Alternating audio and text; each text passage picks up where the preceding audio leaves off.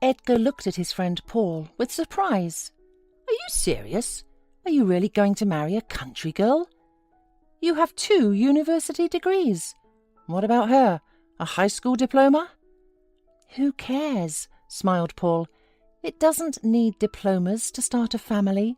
But my Molly is kind, hard-working, and a very good cook. In general, I'm waiting for you at our wedding, and yes, the wedding will not be in a restaurant, but in her village. That's what Molly and I decided. She's got a lot of relatives, and I've hardly any. So we'll celebrate in the old-fashioned way, with tables laid out all over the street, songs and dancing. Will you come?" Edgar laughed. "I wouldn't miss this show for anything. You can count on me. I hope at least it doesn't involve a fight." "That depends." Paul laughed and then told him when and where his country wedding would be happening. After 3 weeks later, Edgar, having brought a small gift and flowers, went to his friend's wedding. However, as soon as he was out of the city, his navigator went wrong, and Edgar wandered along the country roads and ended up in some village that did not even have a name. Edgar stopped, got out of the car, and looked around confused. The village lived its own life. People flashed here and there, but they were all far away, and Edgar simply did not have time to approach them to ask questions. Suddenly a young woman with a bucket of milk came out of one of the houses. She looked at the expensive car with surprise and smiled at Edgar, setting the bucket on the ground. "Hello? Are you looking for someone? Maybe I can help you." Edgar looked at the stranger with interest. She looked about 25 years old, maybe a little more, slim, statuesque, beautiful. She held herself lightly and at ease. Edgar's silence was somewhat prolonged, and he realized it when a woman raised a thin black eyebrow in puzzlement. "Yes, I'm sorry. I'm here for the wedding, and I think I got lost." He hastened to explain the situation and called out the name of the village he needed. "Ah, I see. You missed the country road that leads there. Now you have to go back to the big crossroads, and there you need to turn right. And in 2 kilometers, there will be the village you are looking for." "Thank you. May I ask what your name is?" asked Edgar, unable to just walk away from this lovely stranger. The young woman introduced herself as Alice, and then added that she would have gladly chatted with him some more, but that she had to rush to the farm to feed calves. "Do you work there as a milkmaid?" Edgar asked in surprise. "No, my mother is the milkmaid, and I just help her. All right, do you remember the way? I really should be going." And the woman easily picked up the full bucket and quickly walked out of sight. Following Alice's advice, Edgar quickly found the right road and soon found himself drawn into the merry bustle of the village wedding. Paul greeted his friend with a smile. "Well, are you ready for an adventure? Now we're all going off together to get the bride, only according to local tradition, we'll have to go into the houses we meet along the way, sort of like a groom looking for someone to marry." "I thought we were going in cars." Edgar wondered. "Drop your city manners," laughed Paul. "I promised you an unforgettable adventure, and there's no way we're getting behind the wheel, because we'll be served drinks in every house. To refuse them would be to offend the owners. I can't drink too much. After all, the groom is the main person at the wedding, after the bride, of course, so you'll have to take the rap for me." Yep, that's something Edgar certainly didn't expect. In fact, on the way to the bride's house, they had to look in every yard. And there was a little playful banter going on everywhere. Some people tried to match him to an elderly woman. Some offered a cow or a goat instead of the bride. A couple of houses chased them away with jokes and pranks. And everywhere they were offered shots of booze, which the groom's friends were obliged to drink. The crowd grew like a snowball, and when they reached the bride's house, there were about 50 of them. But the adventures of the groom and his friends did not end there. They still had to ransom the bride. Only then the merry crowd piled into the bride's house, and the groom was finally able to see his bride. Within an hour afterwards, the bride and groom became husband and wife. Their wedding lasted 2 days. The third, Edgar, like many other guests, slept it off, and then together with Paul and his young wife returned to the city. 2 months passed. Edgar's life returned to normal, and he remembered Paul's wedding with a smile, realizing that he would never have such an adventure again. His only regret was that he had missed the opportunity to get to know Alice better. The young woman had caught his eye for something. She was unlike anyone he had known before her. Edgar thought he had no luck at all in relationships with women, and he did not understand why. Young, promising, not poor, Edgar knew how to take care of the future and diligently saved money for a future without poverty, so that he had a family. He would do everything so that she would not need anything. Edgar never lent money to anyone and never borrowed money himself, sometimes denying himself certain desires, and he was very proud of the fact that he lived independently of anyone. Edgar was not very fond of modern girls, who reminded him of predators. He believed that they need only one thing, that he pampers them with gifts and provides a beautiful life. What Edgar needed was a normal family, a stay-at-home wife, and a couple of beautiful children that she would give him. She must be able to cook delicious food, adore cleanliness, take care of home comfort, do everything to make him want to come home. Of course, at the same time, she must also look beautiful. Recently, in Edgar's dreams, Alice fitted this persona exactly. The unassuming daughter of a milkmaid who certainly knew how to do everything around the house and certainly cooks wonderfully. Alice, moreover, was beautiful, and this greatly inspired Edgar. Several times he was going to see her in the village, but he was stopped by the thought that perhaps she was married or had a boyfriend. It could not be that the men around her would miss out on such a beautiful woman. However, things did not allow him to do so at once, and then he considered that time had passed, and his visit would look strange, and soon he remembered Alice with regret. But one day something happened that turned Edgar's life upside down. One evening, on his way home from work, he almost had an accident. His car started sneezing and stalling at full throttle. The cars around him started honking frantically. One of them almost collided with his car. Edgar quickly switched on emergency lights and managed to park on the side of the road. After catching his breath and calming down a bit, he called a tow truck. When the car was sent for repair, Edgar decided to save on a cab and get home on foot, especially since he only had 2 blocks to walk. The closest way was through the park. Twilight fell on the city. Edgar walked quietly, thinking about how much it would cost him to repair his car. Suddenly, 3 dark figures loomed in front of him. "Hey, man, have you got a smoke?" asked one of the guys in a husky, chilly voice. "I don't smoke," Edgar answered with a challenge. "Well, give us some money for a packet of cigarettes then," grinned the other guy. "Why don't you guys go on your way? What do you need trouble for? I've been in the karate class since I was a kid, and I'm not accustomed to be ceremonious with my opponents," said Edgar, realizing that a fight was imminent.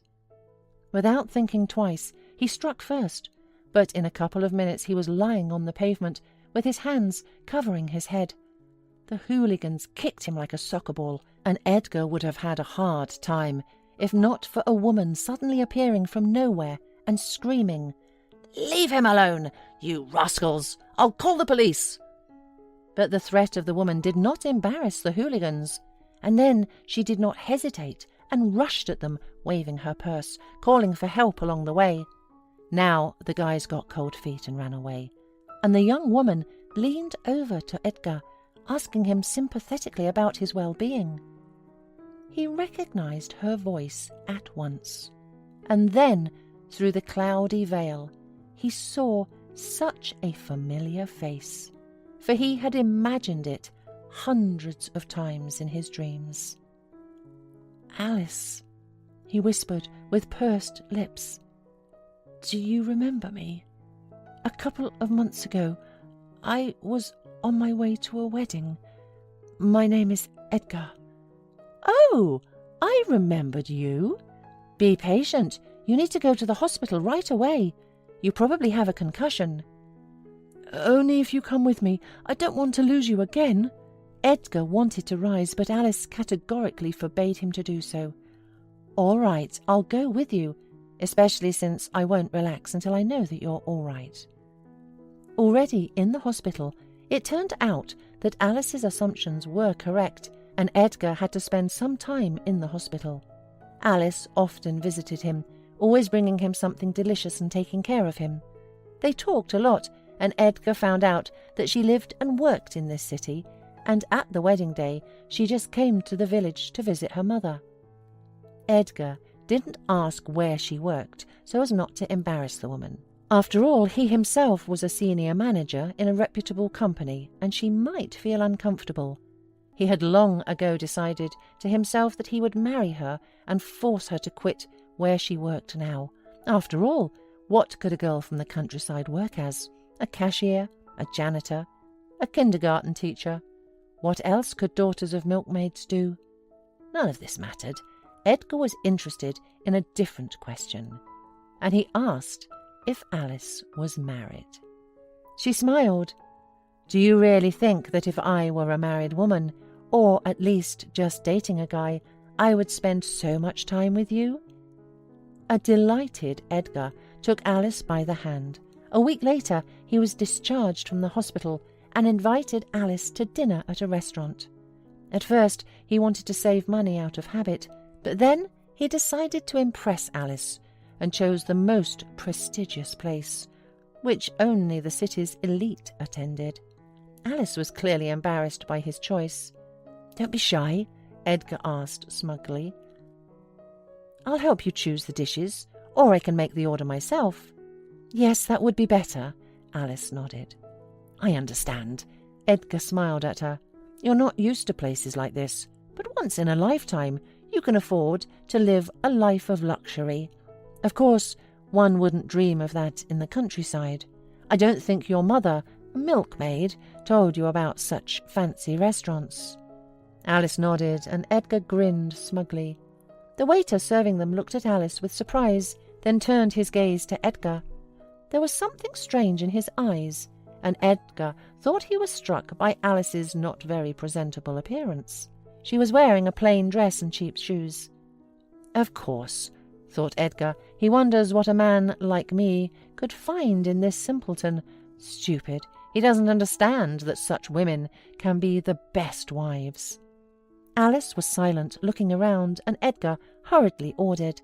The evening passed pleasantly enough, and Edgar, heated by the wine he had drunk, suggested that they should continue at his house. I don't think we know each other well enough for that, Alice smiled. She was clearly embarrassed by his suggestion. On the contrary, Edgar parried, I've gotten to know you very well in all the time we've been talking, and I think you're right for me. Don't let it embarrass you that I am well educated. After all, the man in the family is supposed to be the breadwinner, so you won't have to work. You will stay at home and raise our children. Really? Wondered Alice. You've got it all planned, haven't you? Oh, what about me? Maybe you should ask me what I want, too? Oh, come on. Well, what can a milkmaid's daughter dream of? A herd of cows? I'm sure it's every girl's dream to marry well, and I'm going to propose to you. Alice stretched out. What about romance? Flowers? A ring? Getting down on one knee, after all? Edgar wanted to say something, but at that moment the waiter brought the bill. Edgar took it with a patronizing gesture and glanced at the digits, but immediately cried out involuntarily. What? Are you out of your mind? Wouldn't that be a little much for one meal? You should understand that our restaurant is the best in the city, and the prices here are somewhat higher than in other places. And besides, you ordered expensive wine. Scammers! You should have warned me about this in advance. I'm not going to pay such fabulous sums. I'm not a millionaire. Get me the manager. I'll deal with him. I'm here, Alice said quietly. Edgar jumped up as if stung and turned to her. What? What did you say? I said I work as the manager of this restaurant, which, by the way, belongs to my own uncle. My mother is his older sister. They lost their parents early and she raised him, helped him get an education. Then my uncle got married and settled in the city. He worked as a chef for a long time and now he's the owner of the restaurant himself. That's the kind of brother a simple milkmaid has. And I'm her daughter. Yes, Edgar, you met me in the village, and it immediately allowed you to put me far below yourself. And you didn't even think that I could have a decent education too.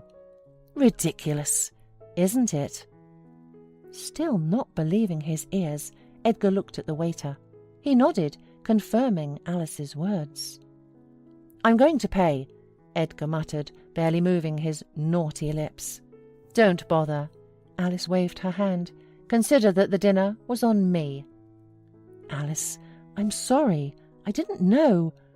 I hope this misunderstanding won't affect our relationship. She only smiled in response. Did we ever have a relationship? At one point I thought you were a nice guy, but I realized quickly that I was wrong. Anyway, goodbye, Edgar.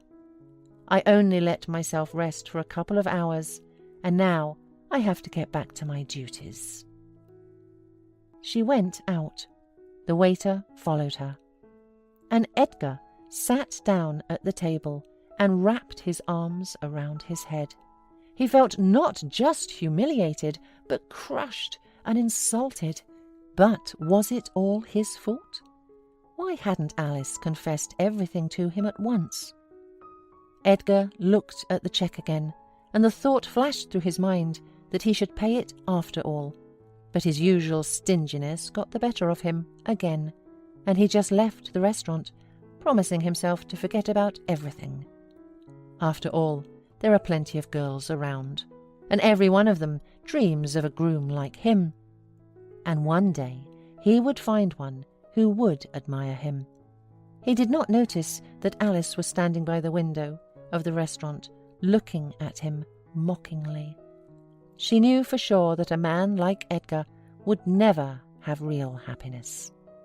It always bypasses stingy and narrow-minded people, forcing them to live in loneliness. And maybe that was their happiness.